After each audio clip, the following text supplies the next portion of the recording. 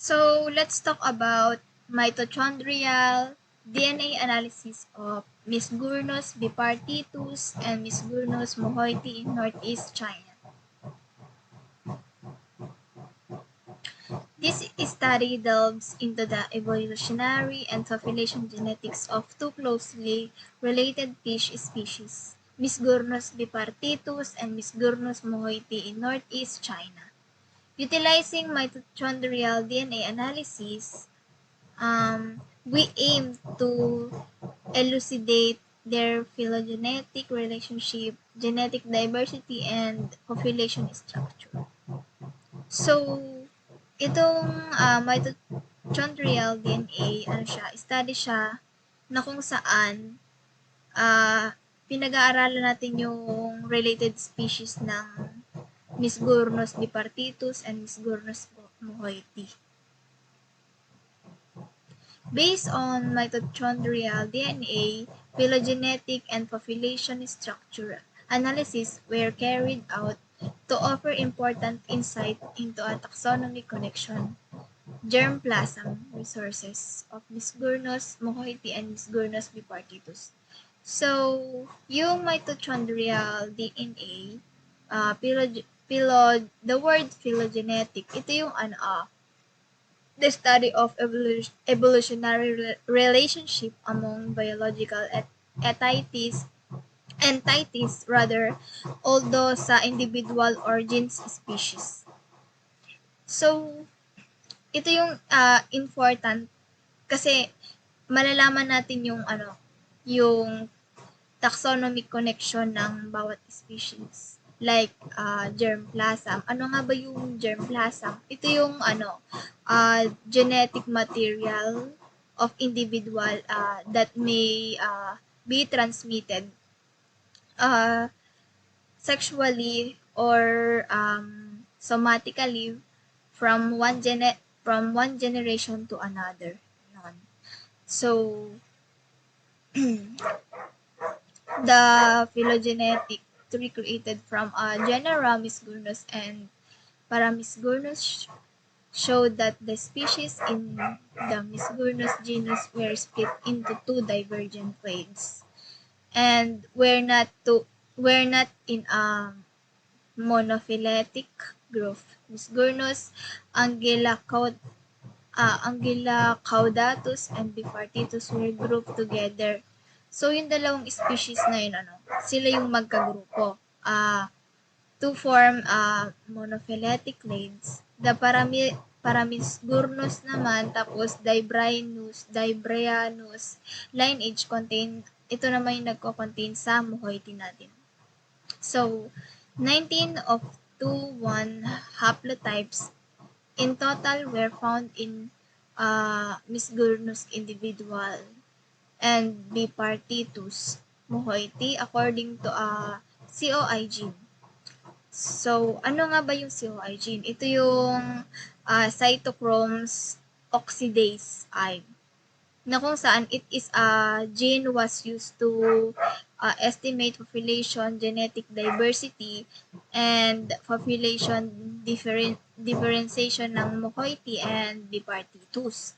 So, the population of Misgurnus,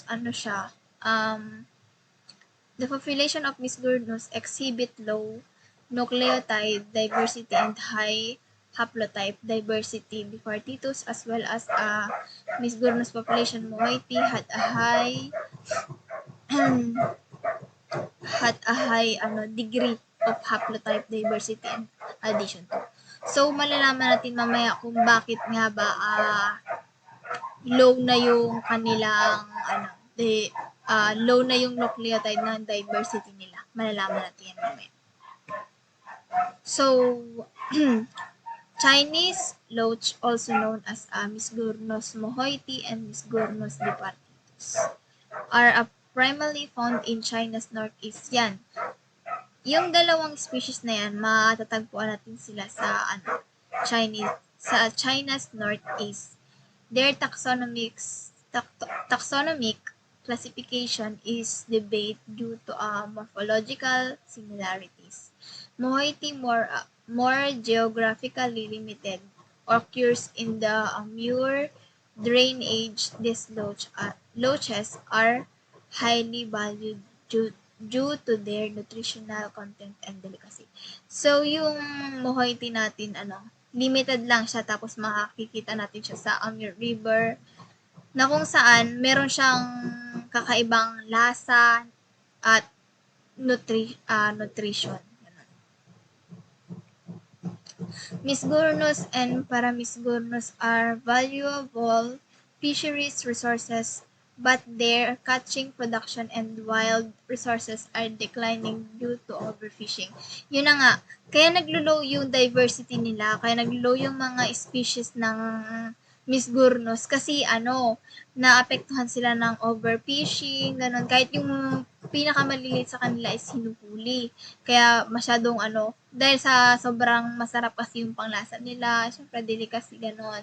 Tapos, nagbibigay sila ng nutrition, ganon.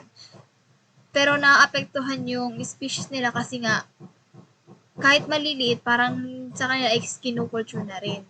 Ayan, artificially releasing culture, roads in local religious activities impact aquatic biodiversity. Genetic studies are needed to estimate and conserve these resources, including population, genetic structure, and evolutionary status. The mitochondrial genome is a crucial molecular marker for studying population, genetic diversity, phylogeny, and species delimitation. Recent advancement in Covitinae taxonomy have improved mitochondrial DNA, but population genetics remain unclear. The documented whole mitochondrial genomes of Misgurnus and Bipartitus mohoiti enhance researchers' efficiency in phylogenetic and genometric investigation. So, yun sa word na phylogenetic, yun nga, kailangan nating pag-aralan kung paano masusolusyonan yung pagkawala ng or pagkalow ng diversity nila, yung pagka-loss of species. Kung dito, yung polygenetic, siya yung makakatulong sa atin kung paano maiiwasan yung overfish. Yan.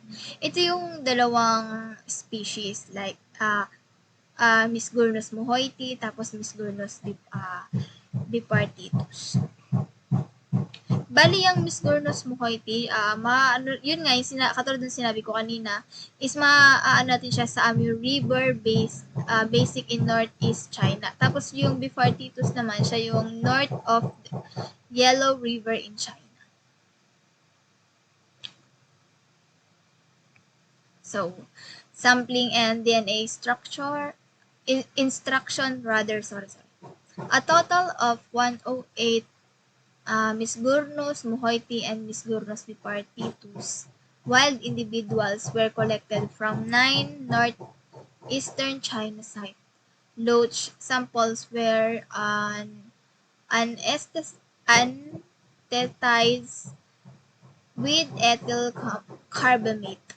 So, ang total ng Misgurnus mohoiti and Misgurnus bipartitus, ito yung mga wild, Yung may total siya na 108, yan. 108 rather. Na matatagpuan natin siya makikita natin siya sa northeastern China site. So, yung phylogenetic na relationship, the taxonomic status of Misgurnus and Paramisgurnus species has been indistinct due to their diversity and similar morphological characteristic. Concatenated from 5 species were used to reconstruct a phylogenetic tree. Yan yung phylogenetic relationship between taxonomic status of Misgurnus.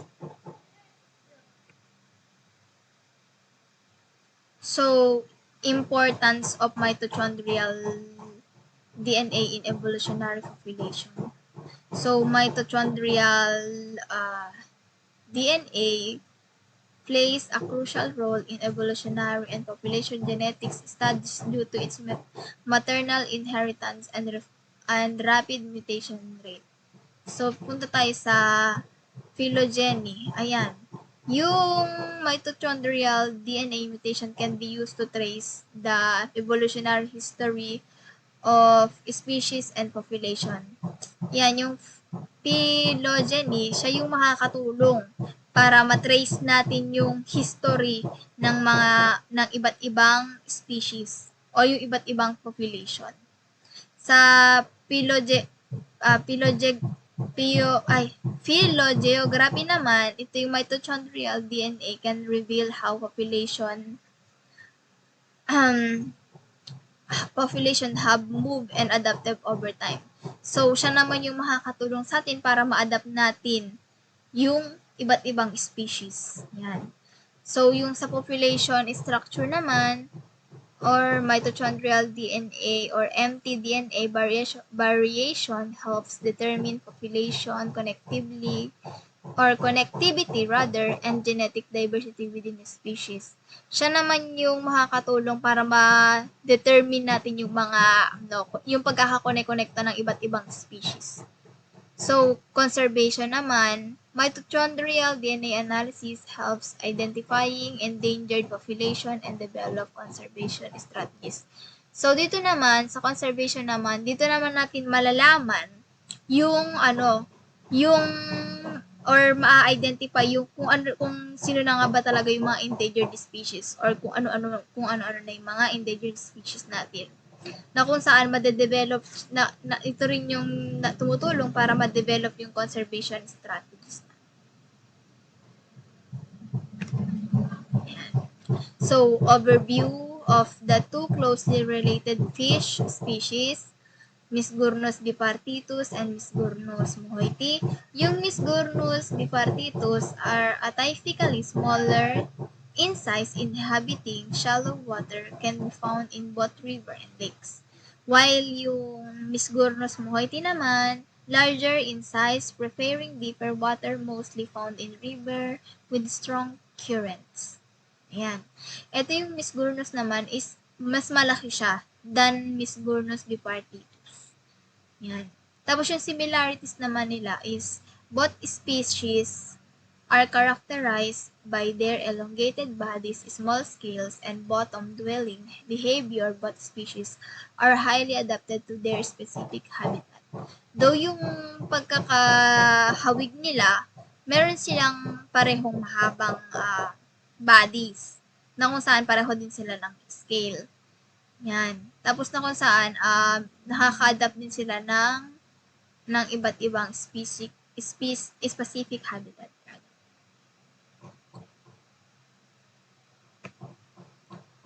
So, let's talk about sampling and DNA extraction method. Yan. First is collection. Fish were collected using gill nets and sinens. Yan. Yan yung una nating gagawin is collection. Mga-collect tayo ng mga gill net. Yan. Next, preservation naman. Mangunga tayo ng samples were stored in 95% ethanol until further analysis. So, the next naman sa preservation naman is DNA extraction. So, DNA was extracted using standard techniques. Yan. Yan. Mitochondrial DNA sequencing and analysis. So, the mitochondrial DNA was sequenced using the Sanger method, a common approach for DNA sequencing. So, sequencing first, punta tayo sa sequencing. Mitochondrial was sequenced using the cytochrome oxidase I gene. Ito yung sinasabi ko sa inyo kanina na COI. Yung siya, it is a gene was used to estimate siya yung nag-estimate. Yan.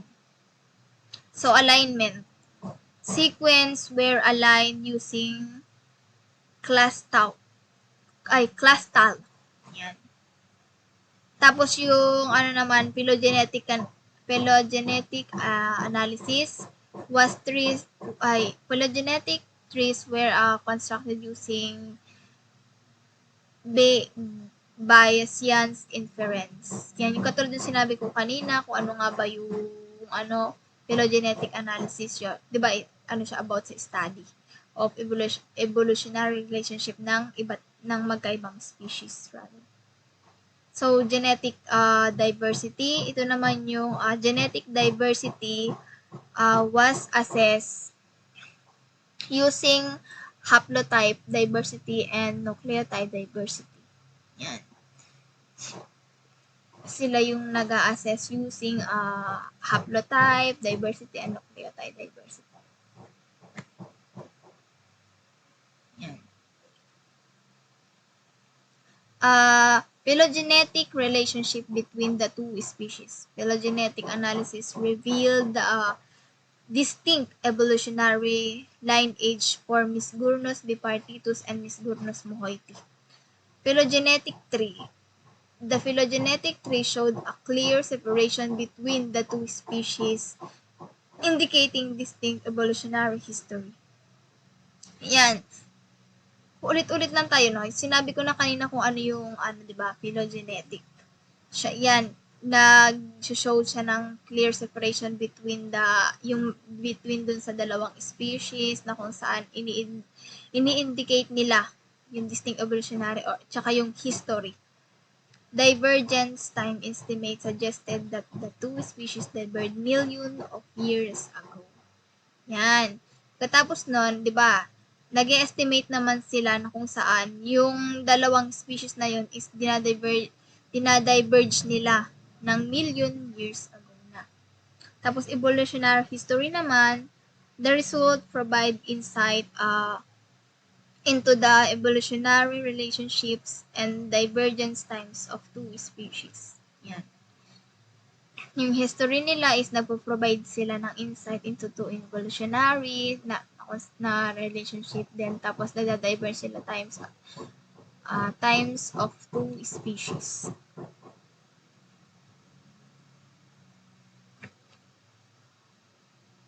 Ayan, genetic diversity and population structure.